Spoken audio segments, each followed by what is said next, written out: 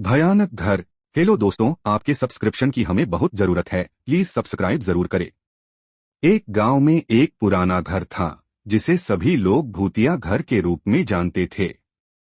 कहानी के अनुसार वहां एक समय एक अजीब रहस्यमय संघर्ष हुआ था जिससे लोग वहां जाने से डरते थे। एक दिन एक बहादुर और साहसी युवक नाम हर्षित ने यह सुनकर कि वहां कुछ अनोखा होता है, उस भूतिया घर का सामना करने का निर्णय लिया। हर्षित के मन में सिर्फ उत्साह था, वह बहुत जिज्ञासु था और चुपचाप रात के अंधेरे में भूतिया घर की ओर बढ़ गया। जब वह घर के पास पहुंचा तो उसे बहुत ही अजीब और खौफनाक लगा। वह अपने हृदय को धीरे से धकेलता हुआ घर के अंदर चला गया। वहां रात के अंधेरे में उसने अनेक छोटी बड़ी ध्वनियों को सुना और वातावरण में एक अनूठी संतुष्टि का अनुभव किया। धीरे धीरे हर्षित ने वहां के सभी कोनों को खोजा और अंत में एक पुरानी ज़मीनी किताब मिली। उस किताब के पन्ने कई 100 साल पुराने थे, लेकिन उसकी सामग्री भयानक थी। वह ज़मीनी किताब भूतों के संबंध में थी और कह रही थी कि यदि कोई व्यक्ति उस घर में रुकता है तो उसकी आत्मा उस स्थान से कभी वापस नहीं जा पाएगी। हर्षित को इस दिव्य संग्रहालय में कुछ खुदाई करते हुए वक्त बहुत मजा आ रहा था, लेकिन धीरे धीरे उसे अपने आसपास वातावरण के बदलते साए भी दिखने लगे।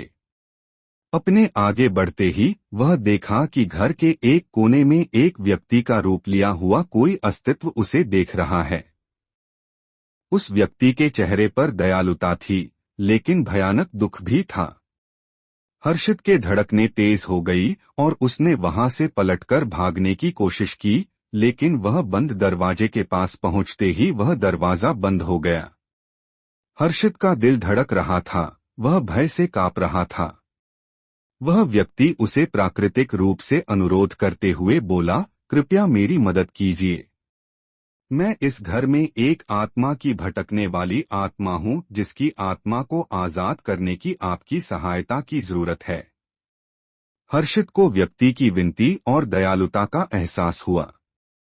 उसने वहां बढ़कर व्यक्ति को साथ लेने का निर्णय किया और साथ में उस भूत आत्मा की स्वतंत्रता के लिए काम करने लगे।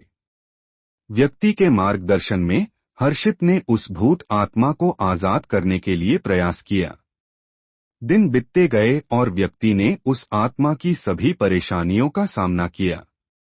आखिरकार उसने उस आत्मा को आजाद किया और उसके दिल में एक अद्भुत संतुष्टि महसूस हुई। आत्मा को आजाद करके भूतिया घर के रहस्य का पर्दाफाश कर दिया गया।